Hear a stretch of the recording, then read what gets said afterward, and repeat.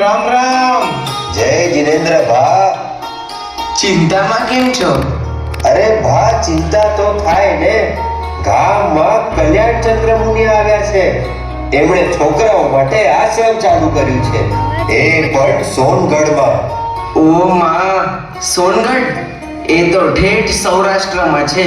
ગાડું લઈને જઈએ તો પણ 7-8 દિવસ લાગે. મને નિયામો મોકલાવેલો. ગામના છોકરાઓ આમ તેમ ભટકે છે, આખો દિવસ એટી અને બડી રમ્યા કરે છે. એના કરતા છોકરાઓને ભણવા મોકલો. ભણે ને કરો વીઘા વારે હે. છેલ્લે કરવાની તો ખેતીવાડી જ છે ને. હાલ્યો, નામ બોલ્યા અને સામેથી મહારાજ સાહેબ આવે છે. મને તો ખબર નથી પડતી, આટલું બધું પગે ચાલતા હશે તો પગ નહીં દુખતા હોય. મહાજન, ઓ મહાજન. બાપજી, સાત્યામાં દેવ ગુરુ પસાય. સાહેબજી, આ શું ધાબા શરૂ કર્યા છે? કેમ? સાધુને ન શોભે એવું કામ કર્યું છે. તમે જાણે સંસારી માયા જાળમાં ફસાયા હો એ રીતે સોનગઢમાં બોર્ડિંગ કરી. સંસ્થાઓ ચલાવી સાધુઓનું કામ નથી.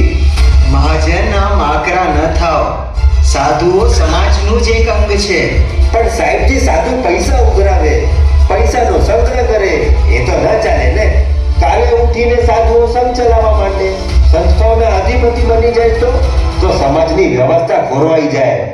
માટે સાહેબજી, આત્મકલ્યાણ કરો, ધર્મ ધ્યાન કરો, બાકી ભણાવવાના કામ રેવા જ દો. મહાજન, તમારો આક્રોશ વ્યાજબી નથી. તમારું મકાન તમારા કાકાઈ ભાઈ પાંચા ભાઈએ પડાવી લીધું કારણ કે તમે ભણેલા નહોતા.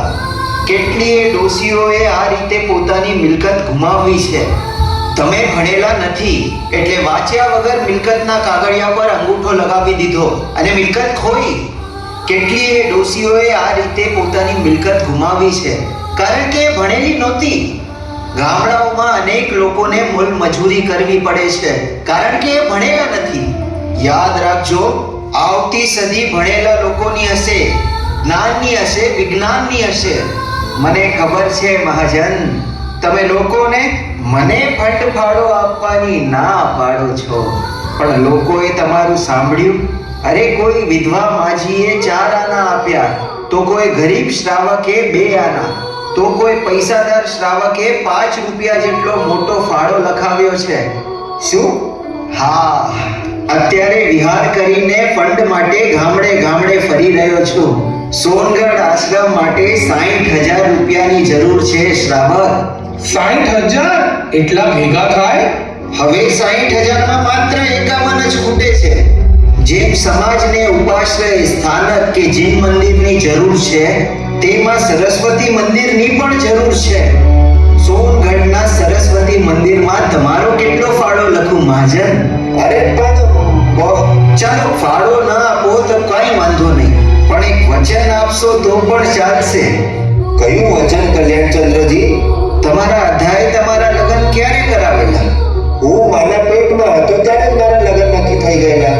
અને તમારા પુત્રના લગ્ન તમે ક્યારે નક્કી કર્યા? સાહેબજી, એના છોકરાના લગ્ન તો ગોળિયામાં જ નક્કી કરેલા. હા, પણ તમારા પૌત્રના લગ્ન જલ્દી નહીં કરાવતા. એને ભણવા દેજો, એને ઉડવા આકાશ આપજો. એને ભણાવશો તો ઘણો આગળ વધશે. પછી એને ઢગા ચારવા નહીં જવું પડે, એને ખેતરમાં ઓસલો કરવા પણ નહીં જવું પડે. એને ભણાવો એવું વચન માંગુ છું તમારી પાસે. મને પણ એક વચન આપો મહારાજ સાહેબ. કયું? સોનગઢ બોર્ડિંગના ફાળાની 60,000ની રકમમાં ખૂટતા 51 રૂપિયા મારા સ્વીકારો ગુરુજી, મારા સ્વીકારો.